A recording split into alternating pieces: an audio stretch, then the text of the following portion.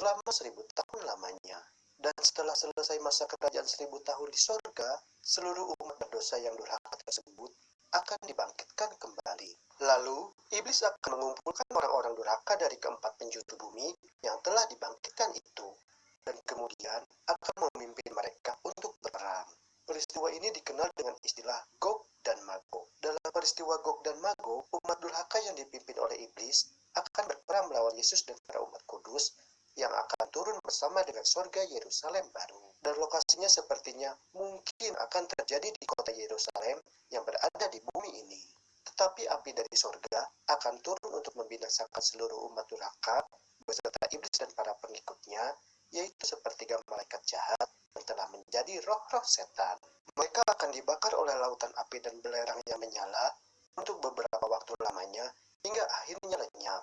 Dan itulah yang dinamakan dengan neraka. Lokasi neraka itu adalah di bumi yang fana dan berdosa ini. Api yang turun dari surga juga akan membersihkan dan memulihkan kembali bumi yang sudah tercemar oleh dosa. Sehingga bumi ini menjadi bumi yang baru dan memiliki langit yang baru. Bumi dan langit yang baru adalah suci tanpa tercemar oleh dosa. Keadaan yang sama seperti semula ketika dulu pernah ditinggali oleh Adam dan Hawa sebelum mereka jatuh dan mengenal dosa. Segala sesuatu yang akan ada dan tumbuh di bumi dan langit yang baru ini, semuanya adalah baru. Dan setelah terciptanya bumi yang baru dan langit yang baru, lalu Yerusalem baru yang adalah surga, bersama dengan seluruh umat tebusan itu pun akan turun dan berada di bumi dan langit yang baru nanti. Yerusalem baru yang ada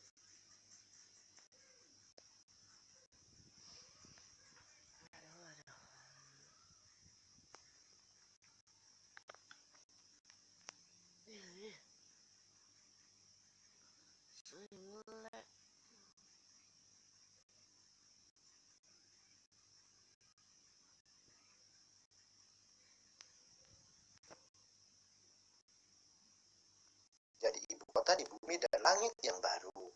Yerusalem baru akan menjadi tempat tahta Allah, sebagaimana yang dilambangkan oleh bait suci di Yerusalem sebagai tempat Allah bersemayam ketika pada masa zaman perjanjian lama. Yesus akan duduk tahta menjadi raja di Yerusalem baru dan akan berada di tengah-tengah umat kudus dan menjadi Allah mereka. Yerusalem baru kota Allah bentuknya adalah 4 persegi yang panjang serta lebarnya memiliki ukuran yang sama. Wahyu 21 ayat 16. Kota itu bentuknya 4 persegi, panjangnya sama dengan lebarnya, dan ia mengukur kota itu dengan tongkat itu, 12.000 stadia, panjangnya dan lebarnya dan tingginya sama. Ukuran tersebut sama dengan 1.500 meter kuadrat atau 2.400 km untuk seluruh keliling luasnya. Jadi masing-masing dari keempat sisinya adalah sepanjang 600 km. Wahyu 21 ayat 17. Lalu ia mengukur temboknya 144 hasta. Menurut ukuran manusia yang adalah juga ukuran malaikat. Ukuran tinggi tembok Yerusalem baru adalah sama dengan 216 kaki tingginya. Kota Yerusalem baru yang luar biasa ini akan memiliki tembok yang terbuat dari permata tulen bagaikan kaca murni. Jalannya terbuat dari emas bagaikan kaca bening, dan pintu gerbangnya terbuat dari permata. Dalam perjanjian lama, tempat maha kudus di dalam bait suci Yerusalem adalah berbentuk bujur sangkar sempurna, dan hanya imam besar saja yang boleh memasuki ruang yang maha kudus, di mana tempat Allah bersemayam. Wahyu 21 ayat 22. Dan aku tidak melihat bait suci di dalamnya, sebab Allah, Tuhan yang maha kuasa, adalah bait sucinya. Demikian juga anak domba itu. Karena di dalam kota Yerusalem baru sudah tidak ada lagi bangunan bait suci, maka dengan demikian, Yerusalem baru juga nanti akan berfungsi bukan hanya sebagai bait suci, tetapi juga sebagai tempat yang maha kudus. Karena Yesus yang adalah Allah, Raja dan juga Imam Besar, akan bertahta di Yerusalem baru.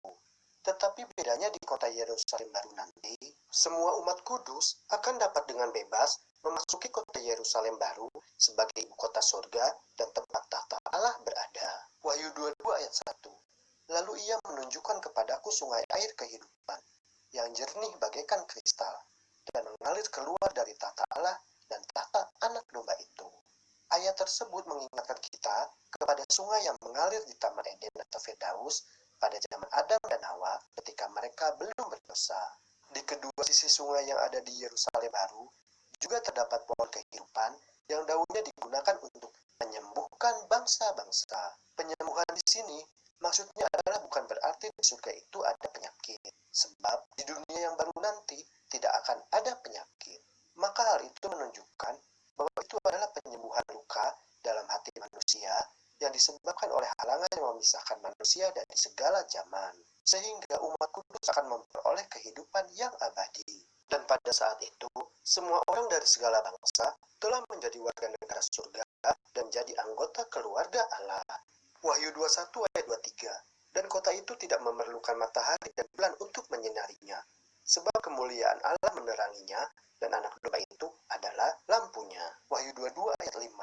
Dan malam tidak akan ada lagi di sana, dan mereka tidak memerlukan cahaya lampu dan cahaya matahari, sebab Tuhan Allah akan menerangi mereka, dan mereka akan memerintah sebagai raja sampai selama-lamanya. Di bumi dan langit yang baru nanti, umat tebusan akan memiliki tubuh yang telah diubahkan dengan sedemikian rupa dan kekal. Semua cacat fisik akan diubahkan kepada keadaan yang sempurna. Umat tebusan akan mendirikan rumah dan mendiaminya serta akan menanam dan menuai. Umat kudus tidak akan merasa lelah karena mereka menikmati pekerjaan tangan mereka. Hewan yang dulu buas akan menjadi jinak dan tidak ada yang saling memangsa, serta semua jenis binatang akan menjadi sahabat bagi manusia. Tidak akan ada lagi duka cita, rata tangis, penyakit, dan kematian. Tidak ada yang najis atau kekejian.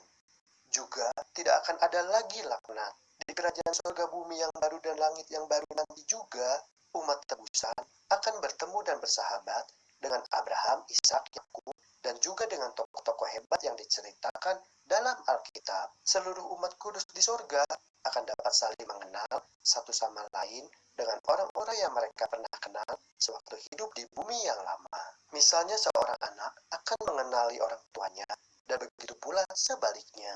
Juga umat kudus akan dapat saling mengenal dengan orang-orang yang pernah hidup dari segala zaman.